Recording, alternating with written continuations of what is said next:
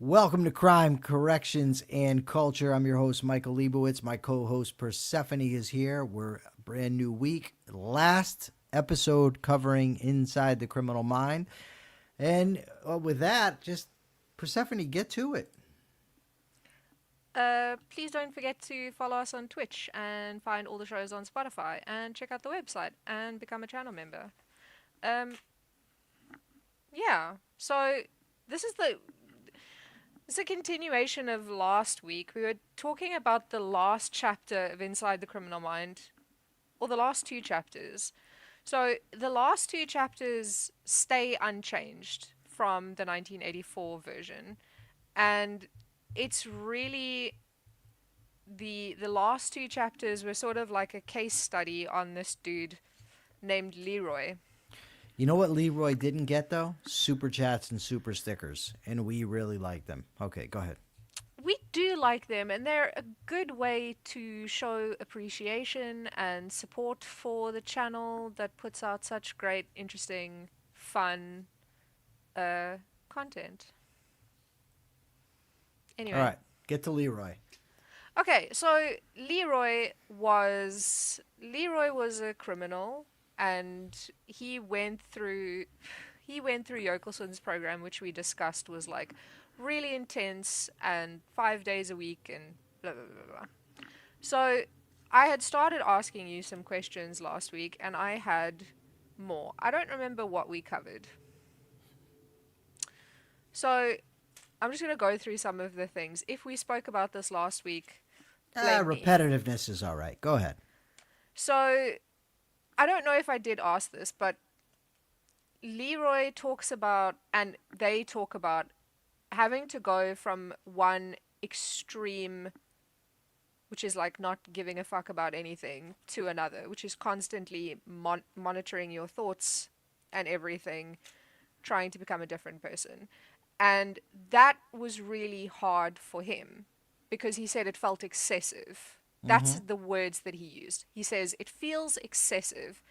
So when you were trying to go through this whole like change process, was there anything about it that felt excessive to you? Did you ever look at anything and go, this is too much? That is going to be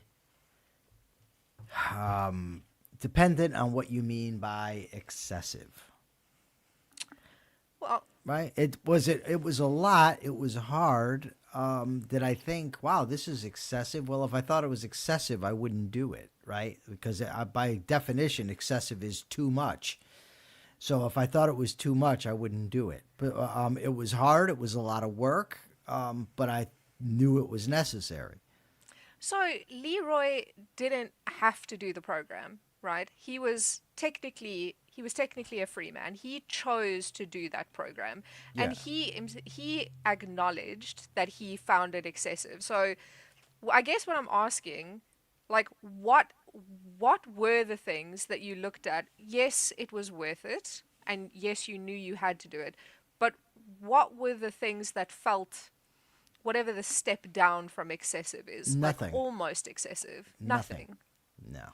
I just knew that it was necessary. I mean, if you're asking me what's hard, I mean, checking my motivations. What's actually driving me to do this, whatever it is. Am I doing this for the right reasons, or is this just am I rationalizing and making an excuse to do the scummy thing? That's very hard. Actually, facing one's negatives. I mean, cowardice, the bad things that I had done. That was difficult. But by and large, as hard as it is, so I don't. It is very difficult to change your thinking because the thoughts keep coming up, and you get constantly trying to dispel them and trying to counter them with rational thoughts. That's a very difficult thing, and there's always all these temptations to do this or do that. But like stuff that was easy for me would be like, okay, somebody's offering me drugs, let's say, or not. Drugs is too that's too extreme, too easy.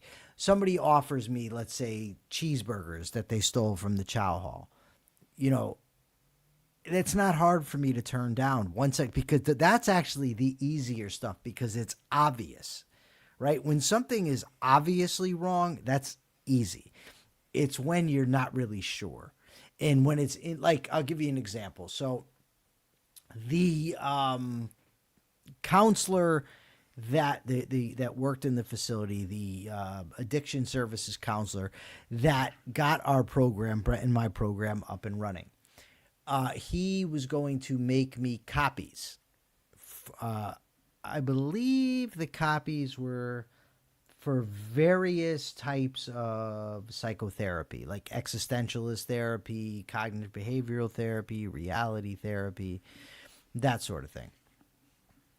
And he knew how tough I was on guys in the group and saying what they should and shouldn't be doing in terms of, stealing from the kitchen, accepting free stuff, whatever. So he asked me mid copying, how does that apply to what we're doing right here and me making you copies? And it's hard to know because I don't know what is in his job description. Is he actually allowed to make me these copies or isn't? So Brett and I both stopped and asked him, okay, do you have the authority to do this? If you don't, then stop. That's simple, right? But I wouldn't have thought of that ahead of time because he's a staff member. He's making us copies for something that's going to be program related, because certainly if I'm studying different styles of therapy and different methods, that's going to help me facilitate the program I'm in. So I just didn't know. And there's a lot of situations when you just don't know. I mean, you're working third shift. The third shift tradition is that you get to eat sandwiches. They make you, you're allowed to, when everybody's done, they give you a sandwich. What they are is court sandwiches. So they have an abundance of sandwiches that are for guys that are going to court the next day, right? So you're working third shift. The CO comes and he passes out sandwiches to everybody. Okay, are they actually allowed to do that, or are they just going and ripping these things off from the kitchen?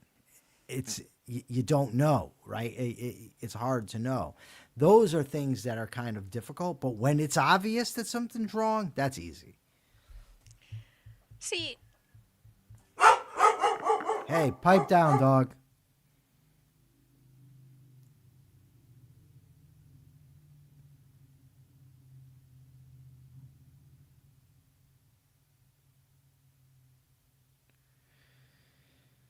I don't know what just happened, but Persephone's got to get with it.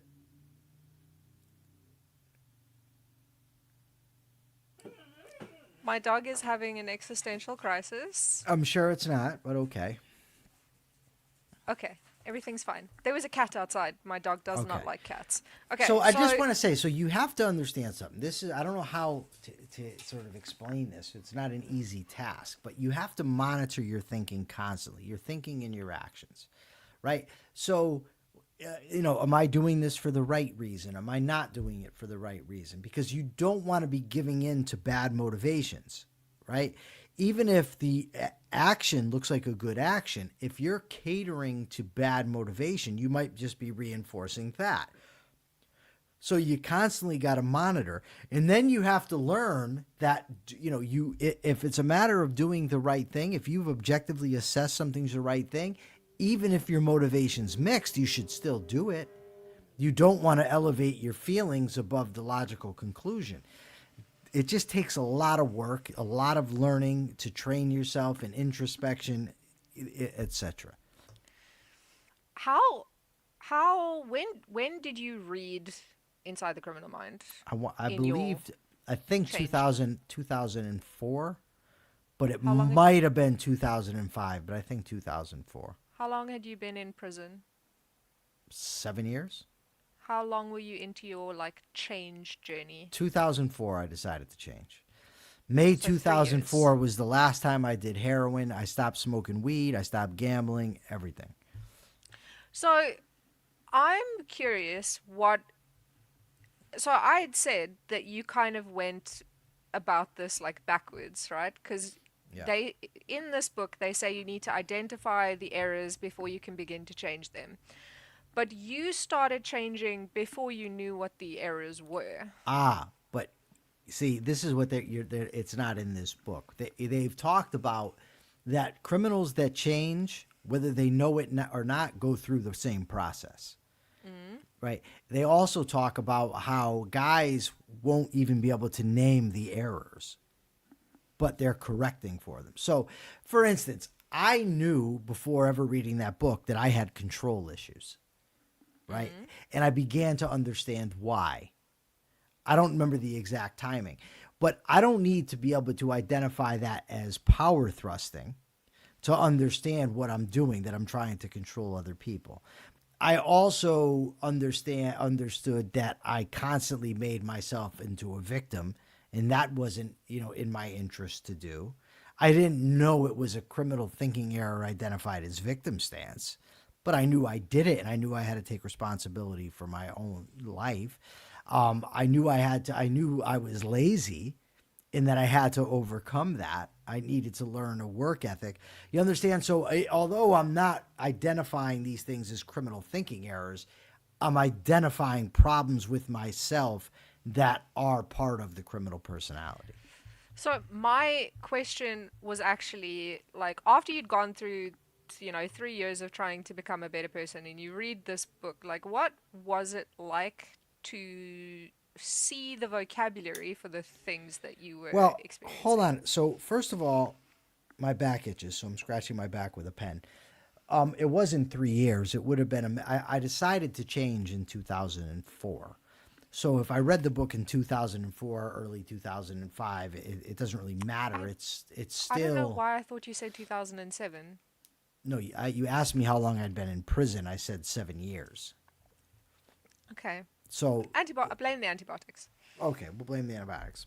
But it's also true that even before I decided to change in 2004, I had read a lot of books. I had decided to change previously and then just backtracked, backslid, whatever, however you want to, relapsed, whatever. So I still had the knowledge in my head. Reading the book, Inside the Criminal Mind, and then the 3 volume set, The Criminal Personality, was as if somebody had a blueprint to the way that I thought. I mean, they just were picking things here. Look, look, look, look, look. Well, that was the one question that I had. All right, so we're done? No, we're not done. I want to talk about anger because I know anger is something that you still struggle with. Oh, yeah. Don't sigh at me. Okay, so they talk about how expressing, ventilating anger just makes it worse, Yeah. right? Is that true for you?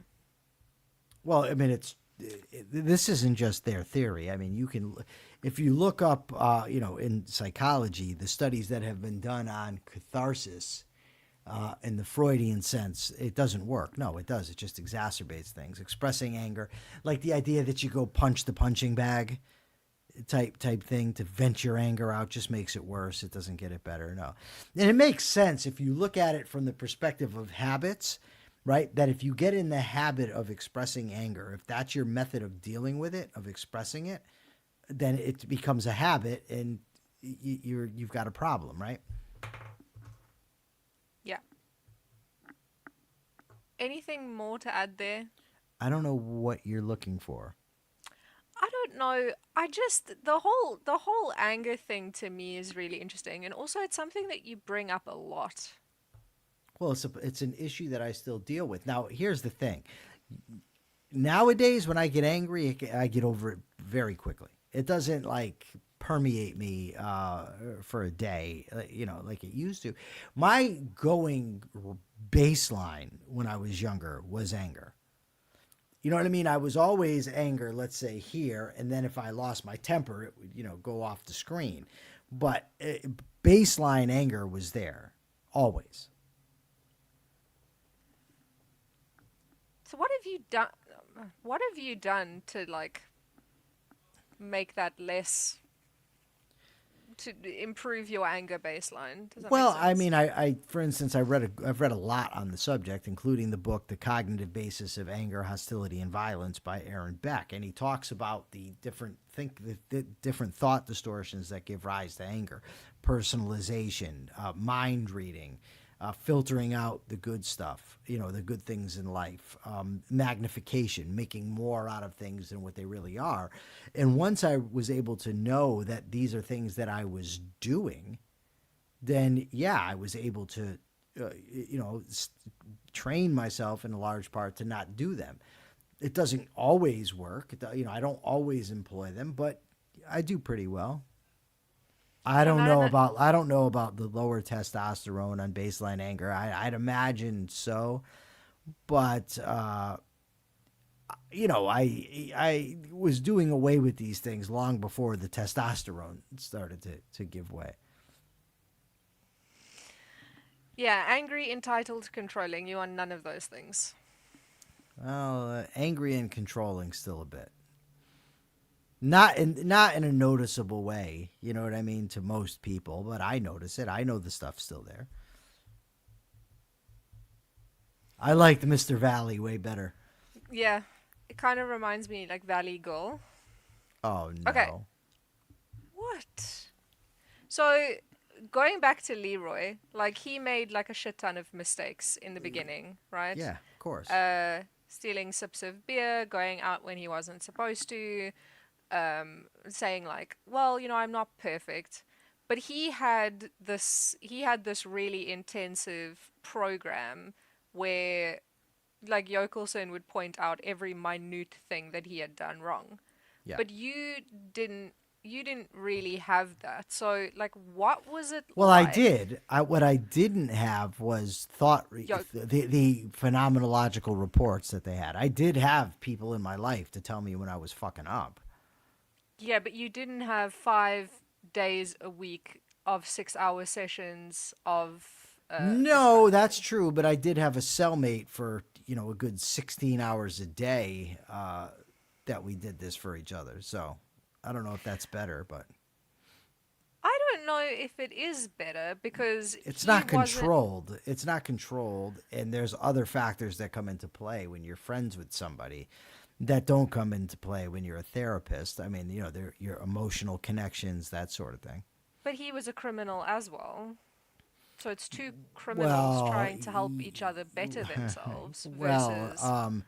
he's a very bright criminal who was committed to self improvement, who was very well read. Not denying that at all. I'm just saying it is slightly No, different. it's very different. I'm just saying to go back to identifying the principle. If you're talking about in principle having thought correction, having somebody pointing out what you're doing wrong, I had that. But again, to get back to the previous discussion from the last show, I don't want to blur the distinctions too much. Yeah, you're talking about a professional psychologist in Dr. Stanton Samenow, who's this guy is submitting thought reports to and doing 6 hours, a day. Yeah, it's more intense, it's more focused for sure, and more I mean, I was expertise. with it was yeah, it was with Yochelson, because this Okay, then was it's a 19. psychiatrist. Yeah, it's when? Yeah, it was 1984 that this happened. Well, then it would have to be Samenow because Yochelson was dead 9 years by then. In 84. Yochelson died in 75, Persephone. Oh my Maybe even god. a little earlier, but I'm thinking 75. Anyway, so my question while I look this up is, what did I say? I have no idea. Oh, so Leroy was like stealing sips of beer and stuff like that. What did you get wrong in the beginning? Uh, Yochelson died in 76, November 12th, 1976. Okay, Um, so here's where I got confused. This appears as it was written in the 1984 edition. Samuel Yochelson was telling Leroy that he was a menace to society. yeah, So Leroy was with Yochelson. it just The wasn't in this 84. Okay. No. So here's the thing. That type of shit, like taking drinks and shit, that I'd never had a problem with because it's so obviously what I shouldn't be doing. Now, since I've been out, I have smoked pot. Not a whole lot, not a whole lot of times, and not even a whole lot of pot when I did smoke it, or I've taken gummies. 98% of the time, it's simply been to deal with sleep. And I'm also a lot older and far more confident in my ability to not go down a dangerous road. But The stuff in prison, smoking pot, doing heroin, like shit like that was so obviously wrong, it wasn't an issue. When something was obvious, I didn't have a problem with it. When it had to do with emotional relationships or, that stuff I struggled with. But if you told me, if you were able to show me something was wrong and I shouldn't be doing it, I'd stop. Except for when it came to, like I said, emotional relationships, control issues. Because, like, if you look at my friend Carlos, for instance, we're friends. He decides to turn his life around. As his friend, I think that I should tell him when he's screwing up. As I tell Brent, as Brent tells me. Okay. I also have the controlling part of me. So when Carlos does something, what do I do? You understand? Because the controlling thing is there. But I also, as his friend, am supposed to tell him when he's screwing up. Right? And it becomes very difficult to navigate that. I mean, ultimately, it helped me because I had to put in a lot of work. I realized where I was controlling, why, attachment problems, all kinds of things that I had to sort through. But that's where I really struggled. On shit like taking a sip of beer, no. That feels obvious, though. That you wouldn't struggle with the things that are obviously wrong. Well, Leroy did. Yeah, he did. It might not have been obvious to him, I guess. But the point is that's a simple thing, right? Look, I have this cup. Don't bring this cup to my mouth. It's full of alcohol. Easy decision to make, right? But when you're maintaining friendships and you're having conversations and you do have the person's interest in mind, but you also are a controlling friend, and trying to navigate that when which is actually governing, that is not an easy thing to sift through. You see, this whole thing, right? Reading this whole book and looking at how difficult this would actually... I think about how difficult this would be for me, right? Yeah. To look at all of my thought processes and what I'm thinking, and like... it just seems like such an insane amount of work. Yeah, it is. And like, how do you even begin to think about thinking, to think about the thoughts that you're thinking, and to catch the thoughts as they're happening? What do you think it was easier for you? See, weird question. See if you can catch the threads here. Do you think that it was easier that you were in prison because you had all the time to think, even though you were constantly surrounded by people who were doing bad stuff and who were not good role models? Do you think it was easier or more difficult to do this in prison? The problem here is the nature of counterfactuals, right? I don't know, because I don't know what it's like to be free, to be motivated to read, to be motivated to study, to have a desire to change. I don't know if that stuff would have come to me like it came to me in prison. You know what I mean? So I have no idea. Okay. My last question for this book is, do you think Yochelson's program, the way that they did it, do you think it would have worked for you? Because it was very confrontational and very aggressive. I think so. I think I would have liked it. I don't know. I think that there's evidence, like if we do get into, like, we're going to do the next book is what works and what doesn't. I think they're probably less. Well, I know they are less confrontational than what Yochelson and Samenow would be. Ultimately their studies took place in the 70s. People learn a lot as time goes by. There's been studies about what works and what doesn't.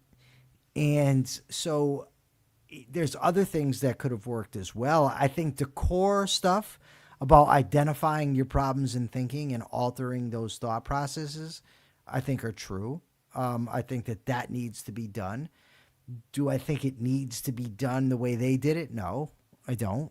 But that doesn't mean that program wouldn't have worked for me or doesn't work. It's just, with time, you learn more things. Yeah.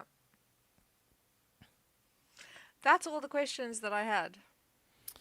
Okay, so let me just give a quick announcement. If you are joining us, by the way, from X and you like what you see, or if you're joining us from Twitch and you like what you see, Or you're listening on Spotify. or listening on Spotify, please subscribe to our YouTube station, The Rational Alternative. We do this show here 3 times a week, Mondays, Wednesdays, and Thursdays, 3:15 p.m. Eastern Time. But we also do Everyday Ethics every day, every weekday at 2:30 p.m. Eastern Time. And every weekday at noon Eastern Time, we do the Capitalist Corner. So we discuss politics, we discuss ethics, we discuss crime. On the weekends, we do Capitalist Corner, a weekend edition at noon on Saturdays, noon Eastern Time. There's also, if you become a member, a lot of special content that you can get in terms of shorts, Q&As, extra videos, and we've got a lot more content coming up. And I'm forcing Michael to talk about late stage capitalism. Finally. We're going to talk about capitalism first. Yeah, but we're eventually going to talk about late stage We will, capitalism. yeah, And that's what I care about. So, we're going to talk about how it's not a real thing, is what we're going to talk. Yes. Don't give people the wrong idea. Yes. Megan wants to know, Maribens, what about this episode is applicable to the wider culture? I think what's applicable to everybody is that if you want to change how you behave, if you want to get a better life, you have to change the way that you're thinking. And the degree to which you want to change is going to be the degree to which you have to change your thinking. You have to learn the patterns of your thinking that are creating the troublesome outcomes for you and learn how to alter them. There are a ton of books on this topic, on how to change your thinking, whether it just be in terms of logic or cognitive distortions. There's a lot out there. And that, to me, is applicable to everybody. yeah, that's what I would say. Because reading this and seeing how they, you have to monitor your thoughts, that's not something that people do. And it does cause negative effects, even if you're not a criminal, That's also what I would take away, is maybe not to the same extent, because the way a criminal has to do it is nuts. She But gets I a think it's follow-up. Megan has a follow-up question. When you close the show today, what do you want your audience to do? Advocate to their politician? I don't know that this is the type of episode to follow with advocating to your politician. What I would recommend, however, is that the audience reads Brent McCall in my book, Down the Rabbit Hole, How the Culture of Corrections Encourages Crime. And then I would suggest they advocate to their politicians.